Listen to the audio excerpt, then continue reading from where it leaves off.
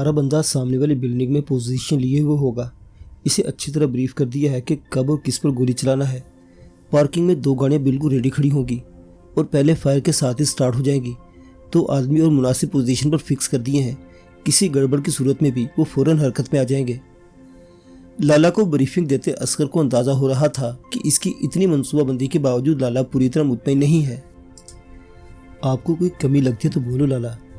लाला को गैर मुतमईन पाकर वो ज्यादा देर खुद को ना रोक सका। सब ठीक है यार, बस मुझे इसलिए फिक्र हो रही है कि असल जिम्मेदारी नीली के सर है। इसे बेहद फुर्ती और चालाकी से काम लेना होगा।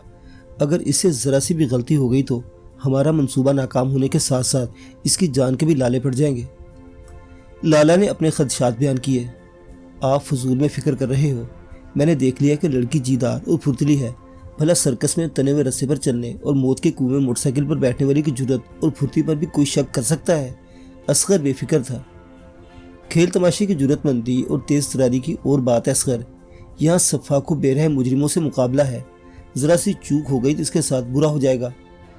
लाला को नीलोफर उर्फ नीली की फिक्र थी। ये वही नीली थी जो विक्की की अजीज दोस्त मुअम्मर उर्फ मोमी की मंगेतर हुआ करती थी।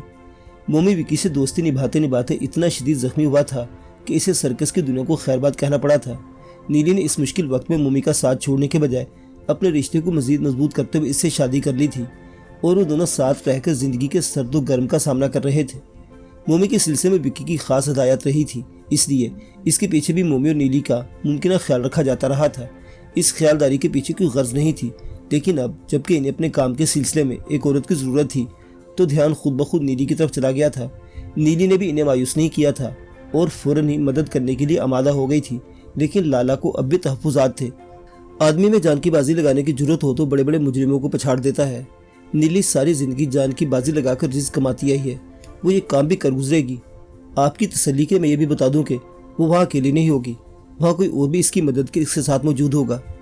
लाला को तसल्ली देते देते असगर पुरस्कार अंदाज में मुस्कुराया। कौन होगा? क्या मोमी खुद? लाला इसके इंकिशाफ पर चौंका और फिर फौरन ही अंदाज़ा लगा लिया। बिल्कुल ठीक समझे आप। असगर ने मुस्कुराते हुए इस बात में गर्दन हिलाई।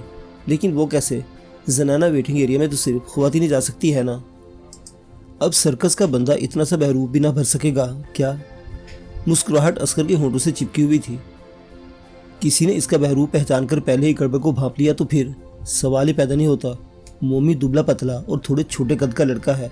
अबाया पहनकर मुंह पर निकाब लगाए मज़े से औरतों के हिस्से में घुस जाएगा। पहले इसी अंदाज में इस्तेमाल करने का मेरा कोई इरादा नहीं था, लेकिन इसे खुद पेशकश की है क्योंकि वो भी समझता है कि किसी मुश्किल वक्त में नीली की मदद के लिए किसी की वहाँ मौजूदगी चाहिए। असगर ने मुकम्मल तफसीलात से आगाह किया। इन दोनों का खुसूसी ख्याल रखना। इन्हें कोई नुकसान पहुँच गया तो मैं विक्की से नजरें नहीं मिला सकूँगा। लाला ने ताकीद की। बिल्कुल ऐसा ही होगा लाला। असगर के पास भी महज तसल्लियाँ ही थी। जानते वो दोनों ही थे कि ऐसे मामलात में कभी भी कंट्रोल आपके हाथ से निकल सकता है। ये सारा खेल असल में ताहिर बेग की दी गई रिपोर्ट के बाद शुरू किया गया था। ताहिर ने इन्हें इतला दी थी कि आजम का डॉक्टर मुजाहिद कमाल के यहाँ दूसरा विजिट किस दिन है और लाला ने तय कर लिया था कि उस दिन आजम को मैडम एक्स के कब्जे से निकाल लिया जाए। इस तरह एक तो सदाकत शाह को इसका मोहरा बनने से बचा सकते थे, दूसरे सदाकत शाह के साथ अच्छे तल्लुकात उस्तवार करके इन्हें बहुत सी मदद भी मिल सकती थी। आजम को क्लिनिक में दाखिल होने के बाद इसको लाने वाली औरत से छीनना था, इसलिए इन्हें नीली की मदद की जरूरत पड़ी थी। पूरा मंसूबा तैयार था और आजम के चेकअप वाले दिन ही 2 बच्चों के लिए अलग अलग डॉक्टर मुजाहिद से वक्त ले लिया गया था।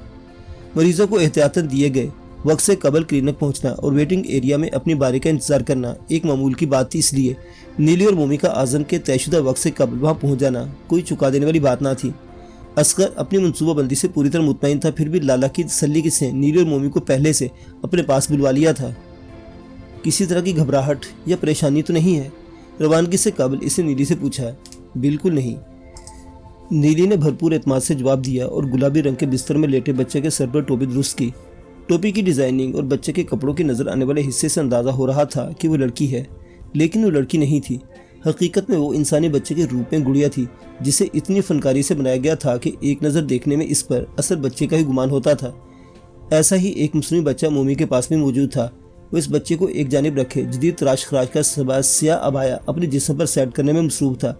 ये अबाया इस अंदाज का था कि आंखों और हाथ के पैरों के सिवा इसमें से इसके जिस्म का कोई हिस्सा दिखाई नहीं दे सकता था। हाथों को मर्दानापन छुपाने के लिए इसने इन पर बारीक जाली के स्याह दस्ताने चढ़ा रखे थे। पैरों में भी स्याह जुराबे और जनाना तर्ज के बंद जूते थे। दूर से देखने पर इस पर किसी खुशहाल मजहबी घराने की खातून का गुमान हो रहा था और इस तासुर को मजबूत करने के लिए इसके पास एक महंगा लेदर बैग भी मौजूद था। क्लिनिक में दाखिल होने से पहले हर शख्स को मेटल डिटेक्टर की मदद से चेक किया जाता था, इसलिए हथियार तुम लोग साथ नहीं ले जा सकते। जो कुछ करना है खाली हाथों से करना है, कर लोगे ना? ये सब आप हमें पहले भी बता चुके हैं असगर भाई, अब बार बार बताकर टेंशन देने का क्या फ़ायदा? नीली ने से टोका। नहीं टेंशन नहीं दे रहा, बस समझा रहा हूँ। असगर इसके टोकने पर झींपा। समझने समझाने का वक्त गुजर चुका, अब तो बस आप हमारा एक्शन देखिएगा। हम विकी के दोस्त हैं, अपने एक्शन से आपको विकी की याद ना दिला दी तो नाम बदल दीजिएगा। नीली बहुत रिलैक्स थी। इसने खुले पांचों के ट्राउज़र के साथ घुटनों से ज़रा ऊंची ओपन शर्ट पहन रखी थी। इसके सुनहरी रंग से रंगे बाल एक जदीद तराश के हेयर स्टाइल के साथ इसके शानों और पुश्त पर गोल गोल छल्लों की सूरत में बिखरे हुए थे और आंखें भी तकरीबन बालों की हमरंग हो रही थी। इसने नहाय नफासत से नो मेकअप लुक देने वाला मेकअप कर रखा था और एक छोटे बच्चे की जवान और अमीर माँ के रूप में जच रही थी। ठीक है तो फिर निकल पड़ो, तुम दोनों का टाइम पर वहाँ होना ज़रूरी है। असगर को भी एहसास हो गया कि वो बिला वजह की उलझन में गिरफ्तार हो रहा है। इसका इशारा मिलते ही वो दोनों हरकत पे आ गए। दोनों को ले जाने के लिए बाहर ड्राइवर समेत गाड़ियाँ मौजूद थी। गाड़ियाँ एक साथ रवाना हुई, लेकिन दोनों ने डॉक्टर मुजाहिद की क्लिनिक जाने के लिए अलग अलग रास्ता इख्तियार किया। नीली की गाड़ी का रास्ता मुख्तसर था, इसलिए वो पहले क्लिनिक पर पहुंची। बावर्दी ड्राइवर ने पार्किंग में गाड़ी रोकी और फुर्ती से नीचे उतर कर पिछली जानिब का दरवाज़ा खोला। नीली ने नीचे उतरने से कबल इसको एक कैरी कोट थमाया। खूबसूरत जाली मढ़ी कैरी कोट में सोई हुई बच्ची की झलक दिखाई दे रही थी। जाली की वजह से बच्ची इतनी साफ दिखाई नहीं दे रही थी कि इसके असली या नकली होने का अंदाज़ा लगाया जा सकता। ठीक है, अब तुम वापस जाओ। पार्किंग के इस्तकबाले तक ड्राइवर कैरी कोट थामे इसके पीछे पीछे चलता रहा। इस्तकबाले पर पहुंच गए इसने ड्राइवर के हाथ से कैरी कोट ले ली। उससे ताहुकुमांदा लहजे में बोली तो ड्राइवर मुद्दिबाना सर को खम देकर वहाँ से चला गया। जिस वक्त वो पार्किंग में पहुंचा, मोमी वाली गाड़ी अंदर दाखिल हो रही थी। अब आयापोश मोमी ने नीली के बरखिलाफ गाड़ी से स्टॉलर खुद बाहर निकाला था और ख़ुद इसे धकेलता इस्तकबाले तक पहुंचा था। इसकी गाड़ी के ड्राइवर ने ड्राइविंग सीट नहीं छोड़ी थी और वहीं बैठा अपनी ड्यूटी अंजाम दे रहा था। मैम, बच्चे का वेट करवा लें। मोमी ने स्टॉलर को धकेलता वेटिंग रूम में दाखिल हो रहा था जब इसने पहले नशिस्त पर बैठे नीली से नर्स को बोलते सुना, रेडी। नीली नर्स की बात के जवाब में कोई रद्दमल जाहिर करती इससे कबल इन दोनों ने अपने कान में सरगोशी सुनी। उन्होंने बेसाख्ता एक दूसरे पर नज़र डाली। इसे एक लफ्ज़ का मतलब था, आज़म अपनी देखभाल करने वाली औरत के साथ वहाँ पहुँच चुका है। मैं आपसे कह रही हूँ कि बच्ची का वेट करवा लें। नर्स ने नीली की तरफ से अपनी बात पर रद्दमल जाहिर न करने पर इसे बुलंद आवाज़ में टोका, जी मैं ला रही हूँ। इसने साथ में निशित पर रखे कैरी कोट पर फैली जाली को धीरे से हटाना शुरू किया। इस वक्त इसके कानों में कदमों की चाप गूंजी। ये चाप मोमी ने भी सुनी। इनके दरमियान एक बार फिर नज़रों का लम्हाती तबादला हुआ। अब आयापोश मोमी स्टॉलर को एक तरफ करते हुए दानिस्ता दाखिली दरवाजे से करीब तरी रखी नशीस पर टिक गया। फायर। आने वाली ने वेटिंग रूम में पहला कदम रखा ही था कि इन दोनों के कान में बेहक वक्त ये लफ्ज़ गूंजा। वो दोनों इस लफ्ज़ का मतलब समझते थे। बाहर काम शुरू हो गया था। वो आज़म को लेकर निकलते तो इन्हें मैदान साफ मिलता। दोनों ही एक्शन में आने के लिए उछलकर अपने नशीसों से खड़े हुए। इनके अंदाज का ये गैर मामूलीपन आने वाली ने महसूस किया और भड़ककर वापस पलटने की कोशिश की, लेकिन वहाँ मोमी एक अबायापोश औरत के रूप में इसकी राह रोके खड़ा था। बच्चे को मेरे साथी के हवाले कर दो वरना जान से जाओगी। मोमी ने बेल्ट के साथ अटका एक खिलौनेनुमा लकड़ी का टुकड़ा निकालकर इसे झटका दिया तो इसकी तहें खुलती चली गई और एक ऐसी चिपटी स्केलनुमा डंडी तरतीब आ गई जिसका एक सिरा बिल्कुल किसी नेज़े की तरह था। किसी धात के इस्तेमाल के बगैर भी इस लकड़ी के नेज़े को इतनी मुहारत से तराशा गया था कि आराम से इंसानी जिस्म में उतर सकता था। मोमी ने अपने इस नेज़े की अन्नी को सीधा आज़म की गोद में उठाए खड़ी औरत के नरखरे पर रखा था। वजन करने वाली मशीन के करीब खड़ी नर्स हैरत से मुंह खोले ये सारा मंजर देख रही थी। कौन हो तुम? खाल में उतरती लकड़ी की तेज़ नोक के बावजूद औरत ने मोमी के हुक्म की तामील नहीं की और सख्त लहजे में सवाल किया, हम इसके सगे हैं और इसे तुझ जैसी डाइन के कब्जे से निकालना चाहते हैं। नीली ने आगे बढ़कर इसे दोहत्तर रसीद किया और आज़म को इसकी गोद से छीनने की कोशिश की। इस कोशिश में वो घबराकर रोने लगा। नीली के दरमियान में आ जाने की वजह से मोमी का ध्यान भी थोड़ा सा बट गया। इस मौका का इस औरत ने खूब फ़ायदा उठाते हुए खुद को 2 कदम पीछे हटाने की कोशिश की और साथ ही नीली को निशाना बनाने के लिए अपनी टांग भी चलाई। रद्दमल नीली और मोमी दोनों की तरफ से आया। नीली का हाथ खुदकार अंदाज में इस पर हमलावर हुआ और तेज़धार लकड़ी के नेज़े की अन्नी इसके गले में पेवस्त हो गई। ये झटका इसलिए भी ज़ोरदार था कि ऐन इस बार नीली ने भी औरत का बाजू गुस्से से खींचा था। इस खिंचाव ने औरत को आगे की तरफ झुकाया। इसके अपने वजन ने भी अन्नी को अंदर तक पेवस्त होने में मदद दी। तकलीफ की शिद्दत के बायस औरत के हाथ की गिरफ्त आजम पर कमज़ोर हो गई और इसके हाथ से फिसल कर नीचे गिर गया। वो पहले ही घबरा कर रो रहा था। गिरने से चोट लगी तो मजीद हलक फाड़ने लगा। मुमकिन था कि इस शोर पर क्लिनिक का अमली मुतवज्जो होकर सूरत हाल मालूम करने के लिए इस तरफ का रुख करता, लेकिन अंदर जारी हंगामे से ज़्यादा शदीद हंगामा बाहर बर्पा हो चुका था। मुसलसल फायरिंग के साथ ड्राइवर और गार्ड्स की गिरने वाली लाशों ने एक दहशत और अफरा तफरी की सूरत हाल पैदा कर दी थी। हमलावर को किसी ने नहीं देखा था, लेकिन क्लिनिक के अपने गार्ड से बौखलाकर खुद फायरिंग शुरू कर दी थी। इस फायरिंग ने आसपास मौजूद लोगों को खौफजदा कर दिया था। कोई पनाह के लिए भाग रहा था तो कोई लाशों को देखकर ऐसे ही चीखे चलाए जा रहा था। तुम लोग जल्दी निकलो, मैं गाड़ी को बहुत तेजी से तरफ आते हुए देख रहा हूँ, हो सकता है वो इन्हीं के मददगार हों। कान में हिदायत देने वाला चीखा तो वो दोनों औरत की खून उगली लाश की वजह से लगने वाले झटके से संभले। नीली ने बच्चे को उठाया और बाहों में भरकर तेजी से बाहर की तरफ लपकी। मोमी ने भी इसका साथ दिया। क्लिनिक की पूरी फजा में सरासीमगी फैली हुई थी। बाहर भी शोर अंदर आ रहा था।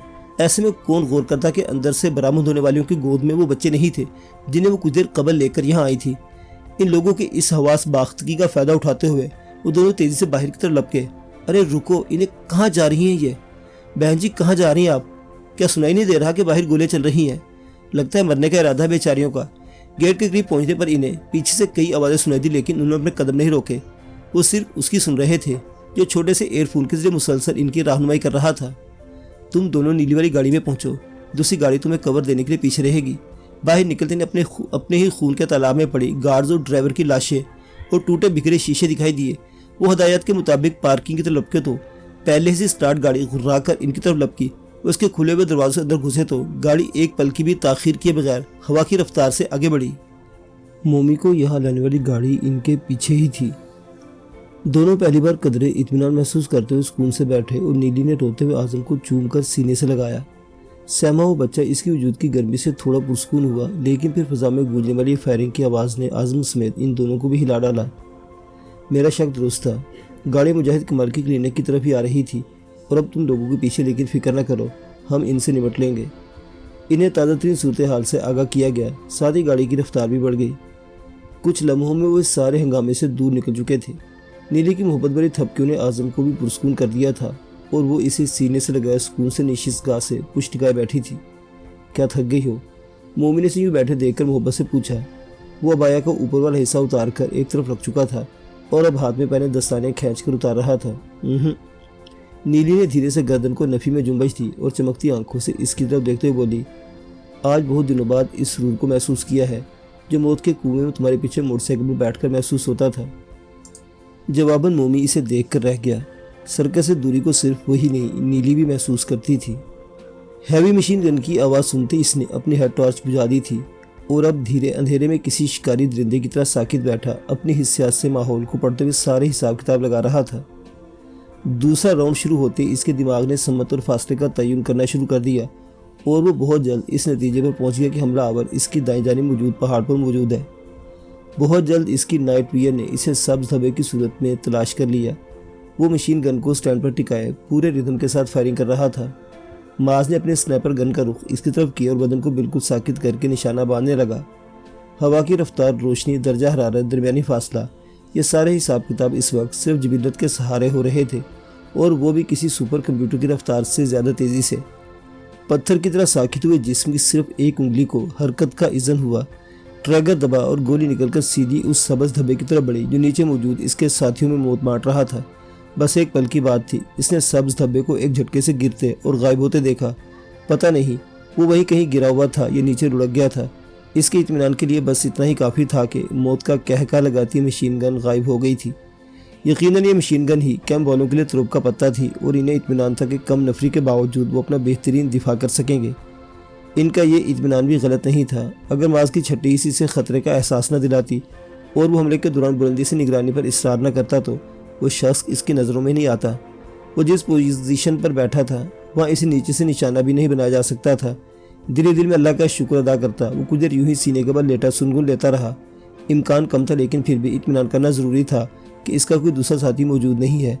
थोड़ी देर में तसल्ली भी हो गई। इसके कान सुन सकते थे कि ऊपर से बरसती गोलियों से घबराकर पसपा हो जाने वाले इसके साथी एक बार फिर मैदान में उतर आए और इस बार इनकी कामयाबी यकीनी थी। यकीनी कामयाबी का इत्मीनान हो जाने के बाद इसने पहाड़ से नीचे उतरना शुरू कर दिया। ये काम चढ़ने के मुकाबले में मज़ीद दुश्वार था। बार बार पाँव फिसल रहे थे, लेकिन वो किसी जल्दबाजी का मुजाहरा किए बगैर धीरे धीरे उतरता चला गया। उतरने का ये मरहला तय होने में इतनी थकन हो गई थी कि वो फ़ौरन बाकी लोगों के दरमियान जाने के बजाय कुछ देर वहीं लेट गया। लेटे लेटे इसकी नज़र आसमान पर पड़ी। वह बारीक सा चांद चंद तारों की झुरमट में कुछ उदास सा दिखाई दे रहा था। इसका ज़हन खुद ब खुद सजल की तरफ चला गया। वो भी यूं ही उदास थी और आहिस्ता आहिस्ता घुलती जा रही थी। एक तरफ बीमारी इसके जिस्म में से ज़िंदगी को निचोड़ रही थी, तो दूसरी तरफ बेटे की जुदाई ने जिंदा रहने के लगन को बुझा दिया था। इसे यकीन था कि अगर किसी तरह आज़म को इस तक पहुंचा दिया जाता तो वो अपनी बीमारी से लड़ सकती थी।